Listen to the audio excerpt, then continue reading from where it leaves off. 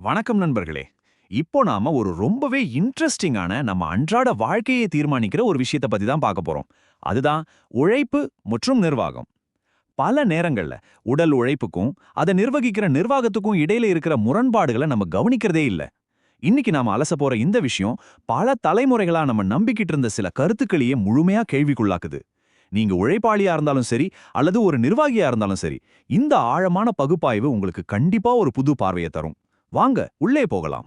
சரி, நேரா விஷயத்துக்கு வந்துருவோம். நீங்க எப்பவாச்சும் யோசிச்சிருக்கீங்களா?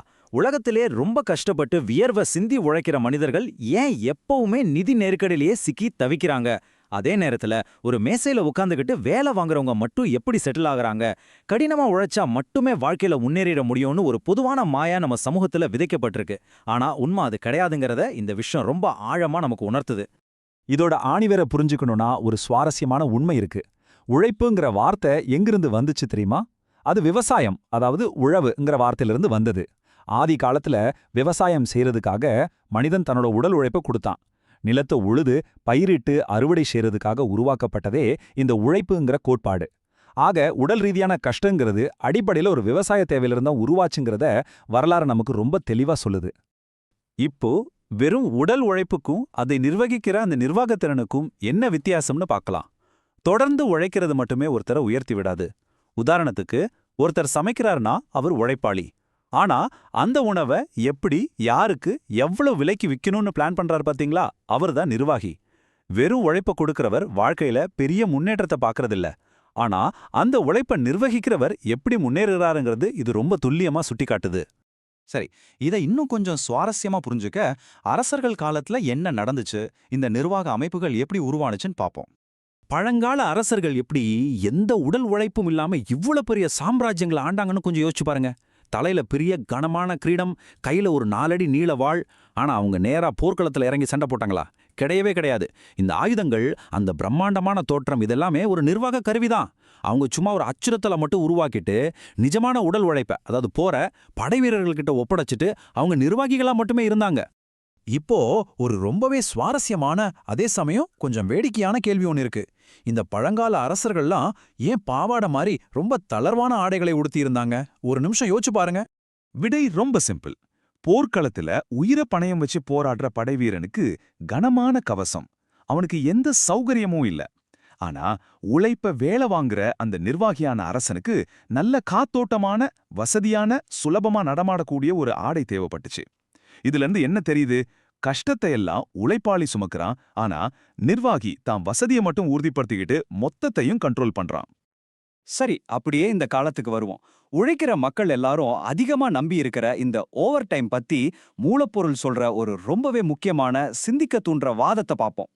இப்போ இது எப்படி வேலை செய்யுதுன்னு பாத்தீங்கன்னா, ஒரு தொழிலாளி கொஞ்சம் எக்ஸ்ட்ரா காசு கிடைக்குமேன்னு ஓவர் டைம் பாக்குறாரு.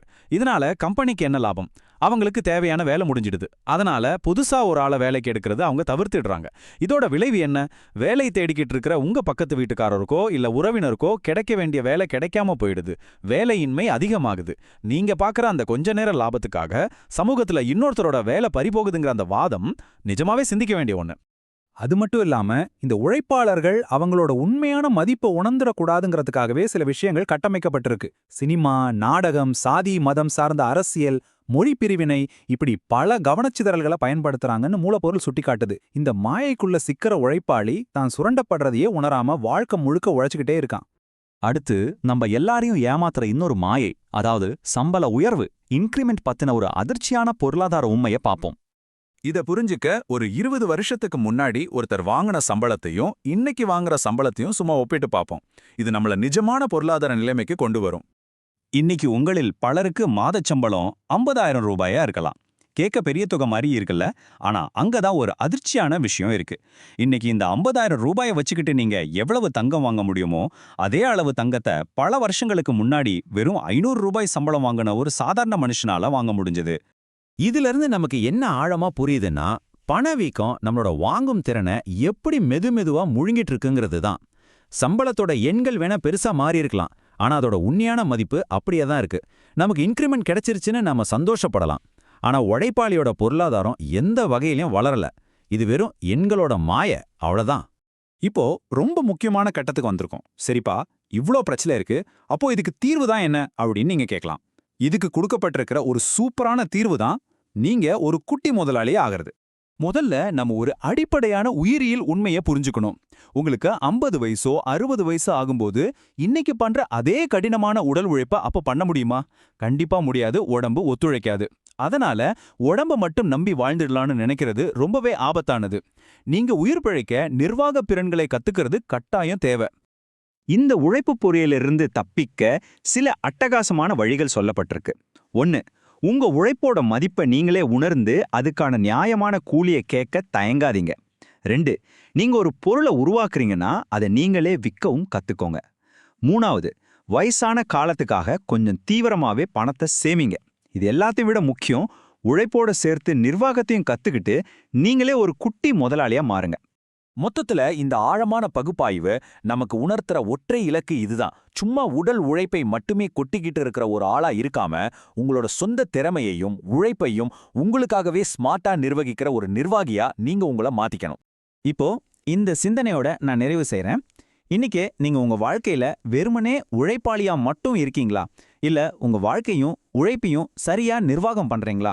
இத ஒரு நிமிஷம் ஆழமா யோசிச்சு பாருங்க. இந்த ஒரு சின்ன மாற்றம் உங்க வாழ்க்கையே வேற லெவலுக்கு கொண்டு போகலாம். சரி நண்பர்களே, தொடர்ந்து கத்துக்குவோம். அடுத்த ஒரு சிறப்பான பதிவுல சந்திக்கிறேன்.